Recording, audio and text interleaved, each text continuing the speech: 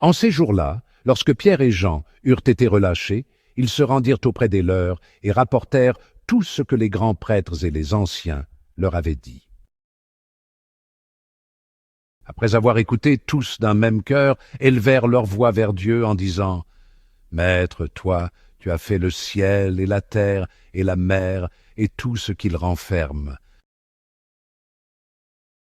Par l'Esprit Saint, tu as mis dans la bouche de notre Père David, ton serviteur, les paroles que voici.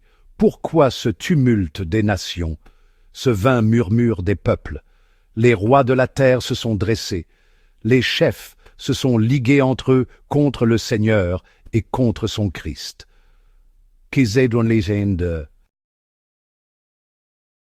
Et c'est vrai, dans cette ville, Hérode et Ponce Pilate, avec les nations et le peuple d'Israël, se sont ligués contre Jésus, ton saint, ton serviteur, le Christ, à qui tu as donné l'onction. Ils ont fait tout ce que tu avais décidé d'avance dans ta puissance et selon ton dessein. Et maintenant, Seigneur, sois attentif à leurs menaces, donne à ceux qui te servent de dire ta parole avec une totale assurance. Étends donc ta main pour que se produisent guérisons, signes et prodiges, par le nom de Jésus, ton saint, ton serviteur. Quand ils eurent fini de prier, le lieu où ils étaient réunis se mit à trembler. Ils furent tous remplis du Saint-Esprit, et ils disaient la parole de Dieu avec assurance.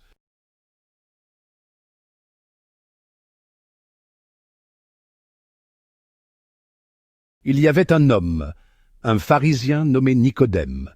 C'était un notable parmi les Juifs. Il vint trouver Jésus pendant la nuit. « Rabbi, nous le savons, c'est de la part de Dieu que tu es venu comme un maître qui enseigne, car personne ne peut accomplir les signes que toi, tu accomplis, si Dieu n'est pas avec lui. » Nicodème lui répliqua, « Comment un homme peut-il naître quand il est vieux? Peut-il entrer une deuxième fois dans le sein de sa mère et renaître ?» Jésus répondit, « Amen, amen, je te le dis personne, à moins de naître de l'eau et de l'esprit, ne peut entrer dans le royaume de Dieu. Ce qui est né de la chair est chair, ce qui est né de l'esprit est esprit. Ne sois pas étonné si je t'ai dit, il vous faut naître d'en haut. Le vent souffle où il veut. Tu entends sa voix, mais tu ne sais ni d'où il vient, ni où il va. Il en est ainsi pour qui est né du souffle de l'esprit. » J'ai l'impression d'avoir fait une erreur. Que signifie vraiment renaître, spirituellement parlant? Dans l'Évangile selon Jean, Jésus dit à Nicodème, « En vérité, je te le dis, si un homme ne naît d'eau et d'esprit, il ne peut entrer dans le royaume de Dieu. » Nicodème, perplexe, demande si un homme peut rentrer dans le ventre de sa mère et renaître.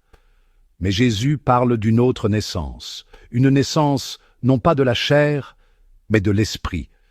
De même que notre naissance physique n'arrive qu'une fois, notre renaissance spirituelle par le baptême est un événement unique et singulier.